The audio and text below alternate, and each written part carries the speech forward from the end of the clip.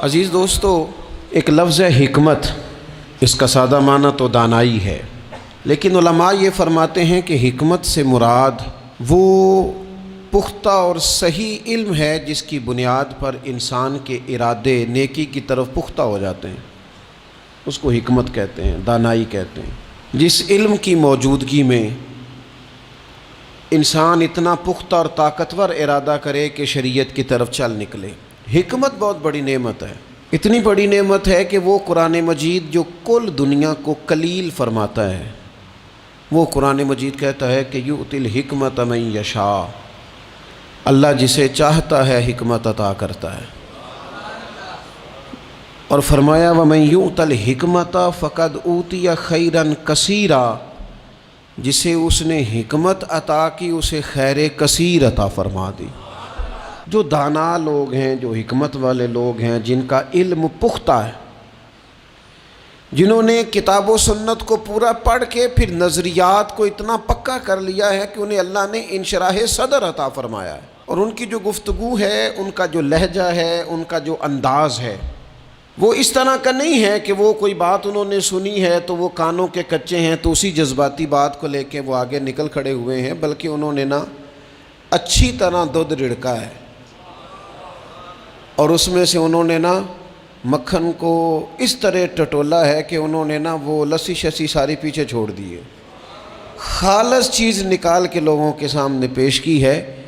حکمت اور دانائی، پختہ لوگ، سیانے لوگ، وہ تقریر نہیں کرتے، واعظ و نصیحت نہیں کرتے، وہ تو اپنے جذبات کا اظہار کرتے ہیں، وہ اپنے تجربات کے ساتھ لوگوں کو دین کی طرف مائل کرتے ہیں، اور ان کی گفتگو لفظوں کے ساتھ نہیں ہوتی، بلکہ روح کی بات روح کے ساتھ ہوتی ہے۔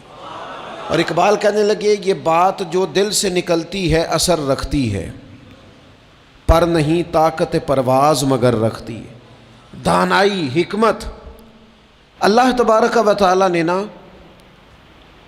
ہمیں وہ رسول عطا فرمائے ہیں جو دنیا میں ہمیں صرف کتاب نہیں سکھائیں گے بلکہ یعلمکم الکتاب والحکمہ۔ اللہ فرماتے ہیں محبوب تمہیں کتاب بھی سکھائیں گے اور حکمت بھی سکھائیں گے۔ جو پتھروں اور پہاڑوں میں رہنے والے تھے اتنے سخت ہو گئے تھے کہ بیٹی کو زندہ دفن کرتے بھی ان کی طبیعتیں نرم نہیں ہوا کرتی تھیں، جو لوگ کھڑے کھڑے اونٹوں کا خون نکال کے پی جایا کرتے تھے، انہیں کسی پر رحم اور ترس نہیں آتا تھا، محبوب پاک صلی اللہ تعالیٰ علیہ وسلم نے اس حکمت سے انہیں قرآن سکھایا۔ پھر کوئی کتا پیاسا نہ رہ جائے، یہ درد بھی اللہ نے ان کے سینے میں پیدا فرما دی۔ دانائی حضور نے اپنی امت کو دی، حکمت دی، علم دیا، بردباری دی، عطا کی۔ آج ہمارا یہ مسئلہ ہے کہ بہت سارے لوگ ایسے ہیں جو بعض چیزوں کا فہم بھی رکھ لیتے ہیں، علم بھی حاصل کر لیتے ہیں، وہ کسی جگہ سے کچھ معلومات بھی حاصل کر لیتے ہیں، کچھ تھوڑا بہت پڑھنا لکھنا جان جاتے ہیں، لیکن دانائی نہیں سمجھتے۔ علم بغیر حکمت کے نفع نہیں دیتا، معلومات بغیر دانائی کے کسی کا بھلا نہیں کر سکتی۔ آپ کے پاس الفاظ کا ذخیرہ تو ہے، لیکن وہ الفاظ اتنا اثر نہیں رکھتے کہ کسی کے دل تک جا سکیں۔ وہ دل تک جانے کے لیے بتانے والے کا صاحب دل ہونا بڑا ضروری ہوتا ہے۔ حکمت، دانائی رسول پاک علیہ الصلاۃ والسلام نے عطا کی، اور پھر یہ دانائی حضور نے اپنے ہر صحابی کو عطا کر کے اس طرح کا بنا دیا کہ فرمایا صحابی کا نجوم، میں نے ان سب کو آسمان ہدایت کا ستارہ بنا دیا ہے۔ لیکن مولا کائنات، شیر خدا، علی المرتضیٰ، حیدر کرار، فاتح خیبر، امیر المومنین، خلیفۃ المسلمین، حضرت مولا علی شیر خدا رضی اللہ تعالیٰ عنہ کو وہ علم ملا، وہ خزانہ ملا۔ ایک تو وہ حدیث ہے کہ حضور فرماتے ہیں میں علم کا شہر ہوں، اور علی اس کا دروازہ ہے۔ اور ایک ترمذی میں حدیث یوں بھی موجود ہے، حضور فرماتے ہیں میں حکمت کا گھر ہوں، وہاں شہر کہا، یہاں گھر کہا، فرمایا میں حکمت کا گھر ہوں، علی اس کا دروازہ ہے۔ حکمت اور دانائی کا گھر ہے، ایک گھر علی اس کا دروازہ ہے۔ نبی اکرم نور مجسم شفیع معظم صلی اللہ تعالیٰ علیہ وآلہ وسلم کے علوم سے جو حصہ حضرت مولا علی شیر خدا کرم اللہ تعالیٰ وجہہ الکریم نے حاصل کیا، صحابہ فرماتے ہیں 70 کے قریب وصیتیں کی ہیں نبی پاک نے مولا علی شیر خدا کو، اور وہ ایسی خاص باتیں ہیں جو صرف مولا علی جانتے ہیں، انہی کا خاصہ ہے جو رسول پاک نے ان کے ساتھ فرمائی ہیں، وہ انہی کا خاصہ ہے۔ آپ اتنی بڑی تعداد میں اعتکاف میں بیٹھے ہیں، اللہ کا گھر ہے، پاکیزہ ماحول ہے، تزکیہ اور تصفیہ کے دن بیت رہے ہیں، شب بیداریاں ہیں، دعائیں ہیں۔ امام ابو نعیم نے 5 باتیں لکھی ہیں جو حضرت مولا علی شیر خدا رضی اللہ تعالیٰ عنہ نے خود فرمایا۔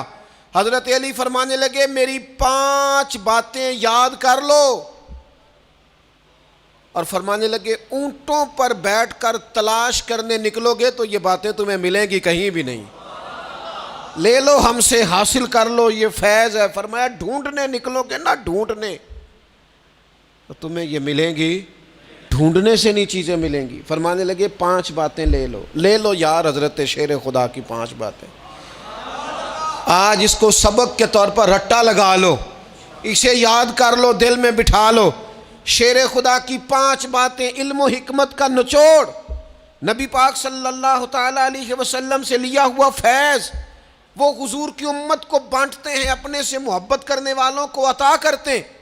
حضرت مولا علی شیر خدا فرمانے لگے 5 باتیں لے لو، تم اونٹوں پر بیٹھ کے نکلو گے تو تھک جاؤ گے، لیکن یہ باتیں تمہیں کہیں نہ ملیں گی۔ حضرت علی باتیں بیان کرتے ہیں، فرماتے ہیں پہلی بات یہ یاد رکھنا، بندے کو امید صرف اپنے رب سے رکھنی چاہیے۔ جیت جاؤ گے دوستو دنیا میں اگر یہ بات آ گئی، بچ جاؤ گے، دل ٹھنڈا رہے گا، بے قراریاں، بے چینیاں، پریشانیاں جان چھوڑ جائیں گی۔ امید صرف اپنے رب سے رکھو۔ حضرت مولا علی شیر خدا رضی اللہ تعالیٰ عنہ دوسری بات بیان کرتے ہیں، فرماتے ہیں اپنے گناہوں سے ڈرا کرو۔ تم غریب ہونے سے ڈرتے ہو، تم تنگ دستی سے ڈرتے ہو، تم لوگوں کی دشمنی سے ڈرتے ہو، اپنے گناہوں سے ڈرو، کہیں ایسا نہ ہو کہ تمہاری نافرمانیاں رب کی ناراضگی کا سبب بن جائیں۔ اپنے گناہوں سے ڈرو۔